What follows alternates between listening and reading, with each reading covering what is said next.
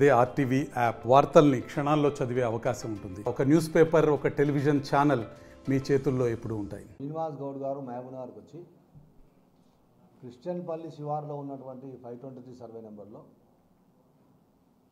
గత 10 సంవత్సరాల నుంచి కబ్జాకు గురై అన్యాక్రాంతమవుతున్నటువంటి ప్రభుత్వ భూములను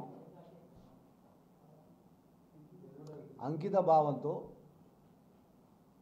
హానెస్ట్గా పనిచేస్తున్నటువంటి మన అధికారులు పూర్తిగా విచారించి అక్రమ కట్టడాలను తేలిన తర్వాత ప్రభుత్వ భూములను కాపాడే బాధ్యతలో భాగంగా, ఆ బాధ్యత నిర్వహణలో భాగంగా అక్రమ కట్టడాలన్నింటినీ కూడా నిర్మూలించడం జరిగింది, డిమాలిషన్ చేయడం జరిగింది. దానికి నిన్న శ్రీనివాస్ గౌడ్ వచ్చి ఒగలేడుపుడు ఏడ్చి అక్కడ ఉన్నటువంటి ప్రజలను ఈ ప్రభుత్వ భూమిని మీరు ఇట్లనే కబ్జా పెట్టండి, మీరు ఇన్నే గుడిసెలేయండి, వాళ్ళు మళ్ళీ వెలగొడితే మళ్ళీ వేయండి, నేను చూసుకుంటా అని చెప్తుంది. ఇవాళ నేను మాజీ మంత్రి శ్రీనివాస్ గౌడ్కు సూటిగా అడుగుతున్నాను, నీకేమైనా సిగ్గు, లజ్జ, శరం ఏమైనా ఉందా?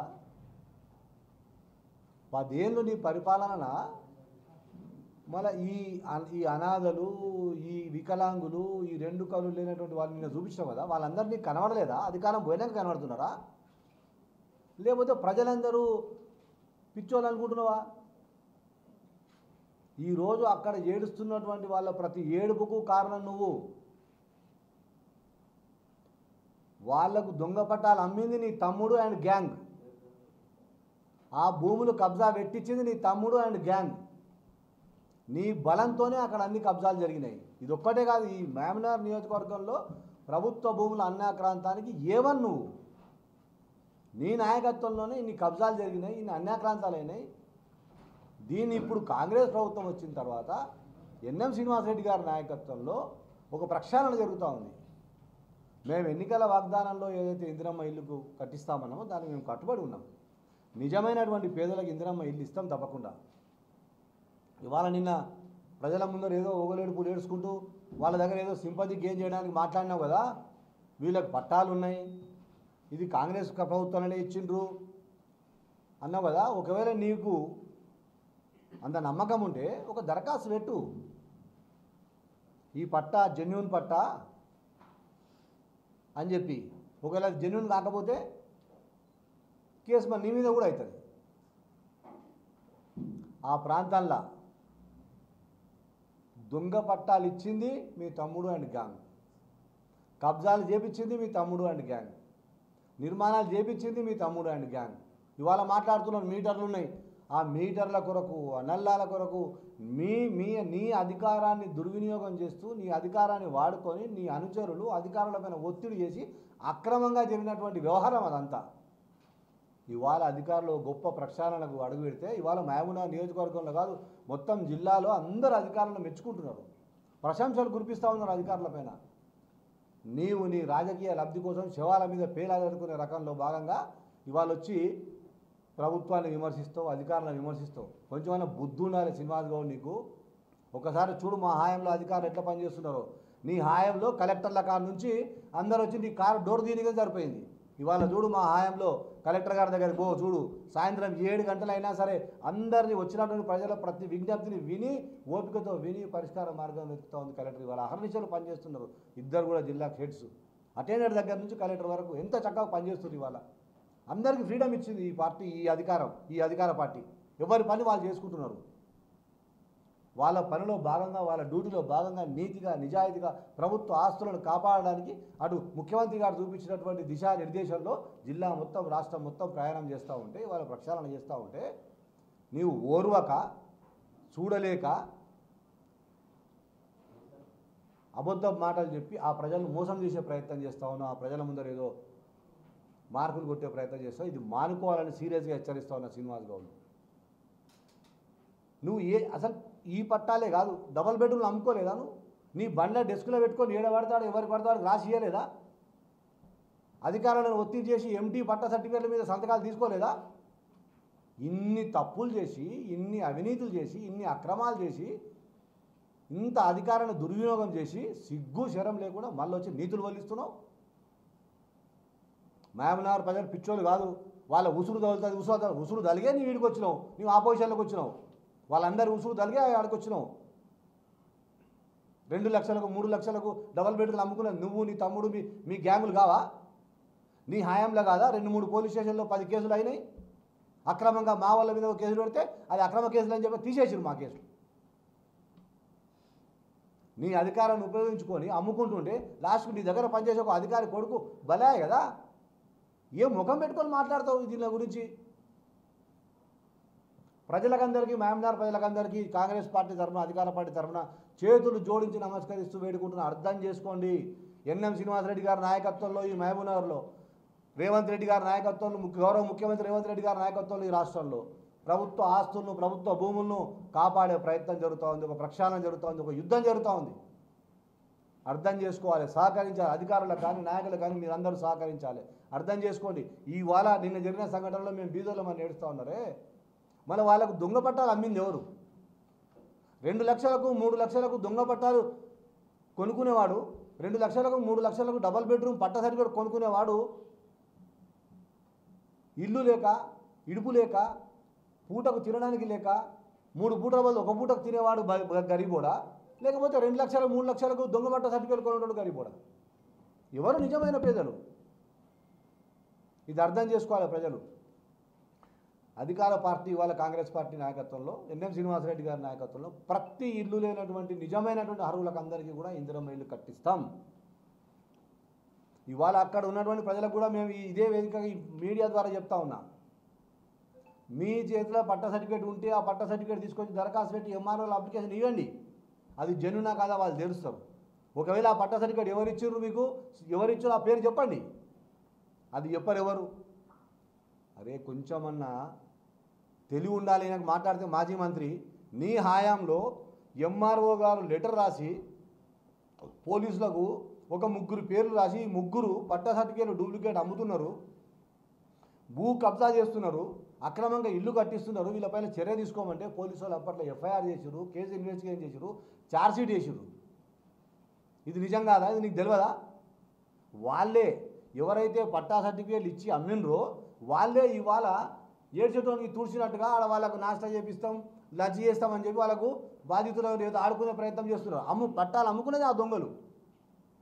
ఈ వేదికగా నేను పోలీసు వారిని కూడా నేను సుమోటోగా దీన్ని స్వీకరించండి. ఆ దొంగ పట్టాలు అమ్మిన వాళ్ళు ఎవరు వాళ్ళని కూడా తేల్చండి, వాళ్ళని కూడా ఖచ్చితంగా శిక్షించండి, ఆ బాటలో ప్రయాణం చేయాలని చెప్పి యాక్షన్ తీసుకోవాల్సిందిగా ఈ పత్రికా ముఖంగా నేను పోలీసు అధికారులను కూడా వేడుకుంటా ఉన్నా.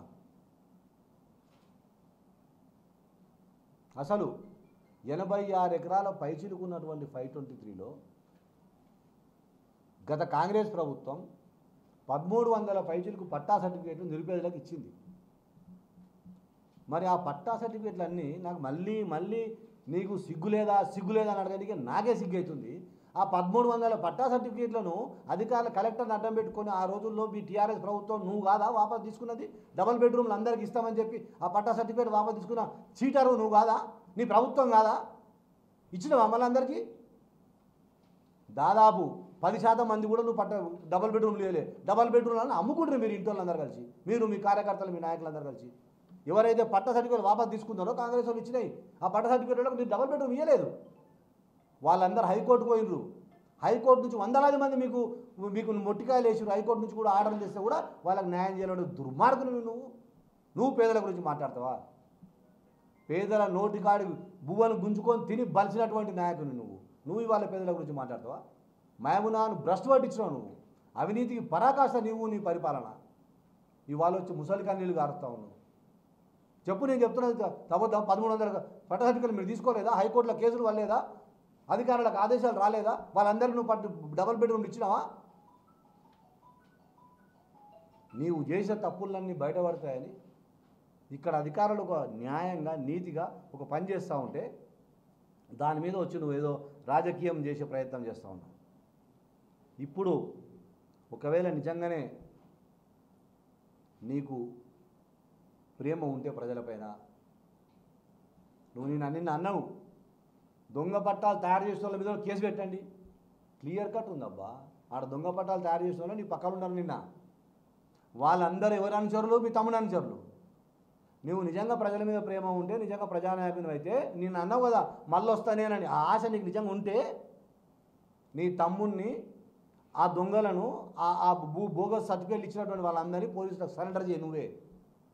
నువ్వే వచ్చి సరెండర్ చేయి. వీళ్ళే చేసిరు, తప్పు చేసిరు, వీళ్ళే పేదల జీవితాలతో ఆడుకున్నారు, పేదలకు పట్ట సర్టిఫికేట్లు అమ్మినరు, నా అధికారాన్ని దుర్వినియోగం చేసిరు వీళ్ళని చెప్పి వాళ్ళని అప్పచెప్పు పోలీసులకు. అది చేత కాదు. పుట్టిగని అధికారులను, అధికార ప్రభుత్వాన్ని దుమ్మెత్తిపోయడం తప్ప నీకు వేరే ఏం చేత కాదు. ఏం ఎత్తిపోసినా ప్రజలు చాలా విఘ్నులు. మహబూబ్నగర్ ప్రజలకు అంతా అర్థమవుతూ ఉంది ఏం జరుగుతూ ఉంది. హర్షం ఎంఆర్ఓలకు, పోలీసులకు, అధికారులకు అందరికీ కూడా అందరూ మెచ్చుకుంటూ హర్షిస్తూ వాళ్ళకు మెసేజ్లు వస్తూ ఉన్నాయి. ఒక్క నీవు తప్ప అందరూ హర్షిస్తూ ఉన్నారు నిన్నటి సంఘటనను. ఆ రోజు అక్రమాలకు నువ్వే కారణం. నీ ఎంట ఉన్నది బ్రోకర్లు, ఆ బ్రోకర్లే మొత్తం అమ్ముకున్నారు. ఇవాళ వచ్చి మళ్ళీ ఏదో నీతులు మాట్లాడుతావు, అధికారుల గురించి మాట్లాడుతావు. వాళ్ళ అధికారులు చూడు ఎంత మంచిగా పనిచేస్తున్నారు. నీవు కాయంలా పొద్దుగాల లేస్తే 6 గంటలకి ఇక్కడ మహబూబ్నగర్లో నీ అధికారం ఎవరు ఎత్తుకోపోతాడు ఎమ్మెల్యే గిరీడ్ అన్నాడు సది కట్టుకొని వస్తుంటివి. మొత్తం అధికారులంతా నీ ముడి చుట్టే తిప్పుకుంటుంటివి. ఒక్కనైనా పని చేయనిచ్చినావా? మేము 8 నెలలు 9 నెలలు అవుతుంది గెలిచేపడం చూసినావా? ఎమ్మెల్యే ఎన్ఎస్ శ్రీనివాసరెడ్డి గారంట ఈ కలెక్టర్లు గిలెక్టర్లు పెట్టుకొని నేను తిరిగి దినమంతా. మీరు కూడా జర్నలిస్టు కూడా ఆలోచన చేయాలి. వ్యవస్థలో ఒక పెద్ద మార్పు వస్తూ ఉంది. మార్పు తెచ్చే ప్రయత్నం చేస్తూ ఉన్నది ఈ ప్రభుత్వం. పత్రికా విలేకరులకు కూడా మేము విజ్ఞప్తి చేస్తూ ఉన్నాం. మీరు కూడా సహకరించాలి. నిజమేంది, అబద్ధమేంది, మంచేంది, చెడేంది, ఏది మనం ఎట్లా ముందుకు తీసుకుపోవాలో, ప్రజలకు తీసుకోవాలి, మీరు కూడా కోఆపరేట్ చేయాలని విజ్ఞప్తి చేస్తారు. మీకు ఇచ్చేటటువంటి జర్నలిస్టులకు ఇచ్చేటటువంటి డబుల్ బెడ్రూమ్ ఇళ్లలో కూడా ఏం చేసింది ఈ శ్రీనివాస్ గౌడ్ అనే విషయం మీ అంతరాత్మకు తెలుసు కదా.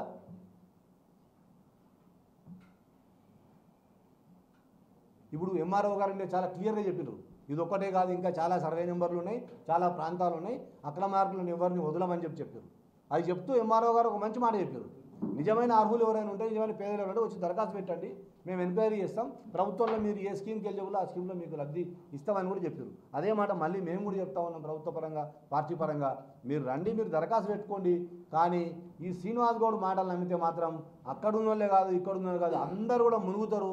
కానీ అర్థం చేసుకోవాలి, ప్రజలకు విజ్ఞప్తి చేస్తారు. ఇప్పుడు చూడండి, గతంలో శ్రీనివాస్ గౌడ్ మాట విని ఎవరైతే ఎంటీ డబుల్ బెడ్రూమ్ పట్టాల మీద సంతకం పెట్టిన అధికారులందరూ ఒక కలెక్టర్, 2 ఎంఆర్ఓలు, 2 ఆర్ఐలు, సర్వేయర్లు, సెక్రటరీలు, ఆర్డీఓ అందరూ సస్పెండ్ అవుతూ ఉన్నారు. జైలు కూడా పోతారు. వాళ్ళ మీద క్రిమినల్ కేసు కూడా అవుతూ ఉంది.